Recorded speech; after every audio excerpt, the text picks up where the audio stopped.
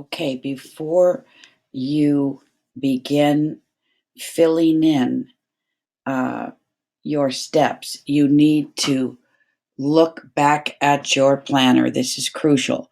You don't just start from the beginning, you start from the end. So you look back again at your content objective that's on the top. And on this one from the second grade, you see that it's R3.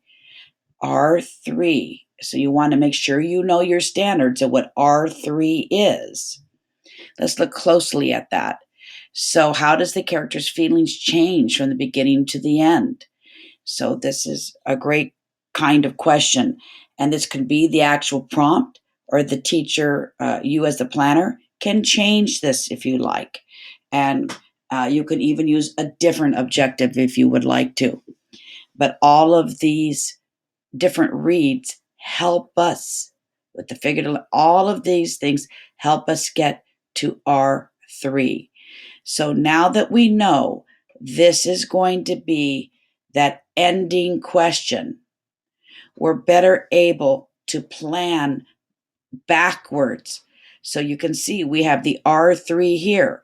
You can use the exact same question about feelings or create your own, whichever you would like. Your own questioning that you think would work best with this text. If you do so, that once you know what your question is, you're going to know how to prepare them for the conversation and so forth. So make sure you have that in mind. Look at your bigger idea standard first so that you can backwards plan this lesson. Okay.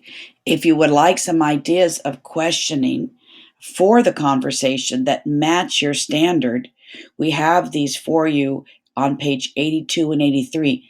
Some are there. You might have better ones. You can find for that. There's some other places that standards for collaborative prompts have been created. So here we have them on 82. You can look at those to help you. You could also certainly look at page 170 and 172. These might help you a little bit, although these are more for informational text. And then finally, we have great ones that are now online, and they're on the K5 website. And you can get those for today. The narrative ones are for today's session. Download that. After you read about the literature, they actually give you phenomenal questions for each standard. So there's always something new on the website, and I found these and I wanted to make sure you had them to use with your different stories. So now that you have thought about your bigger question, you are going to fill in the planner from backwards and forwards. So you're going to now determine what the question is, the big question, and think of how you're going to have students prepare for that. Are they going to use a thinking map? Will they use a quick draw from a question? Will they use a small group thing where they're working first to prepare them for the larger conversation? You can see some ideas are in the interacting and extending sections in the appendix. So you can pause now and complete those steps on preparing for the collaborative conversation and what that big question will be. When you're through, come back to this video. All right, so you have thought of a preparation, and now you're going to look again. Now that they're prepared, they're going to come together with you, and you want to fill in on step 5. What are some ways you're going to clarify their understanding of the text?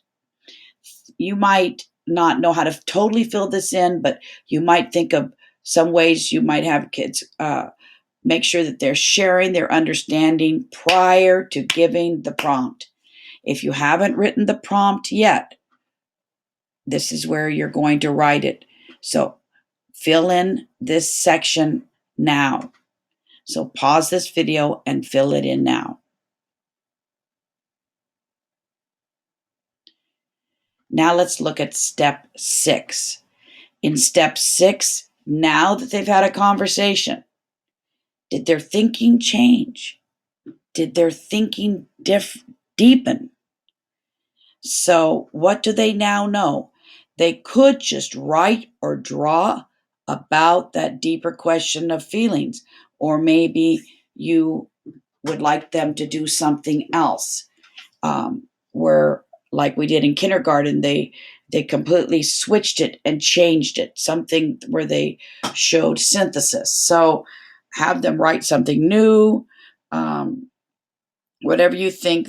One way that they could respond to what they've learned. You can look at the extension strategies in the appendix of your handbook, or think of your own.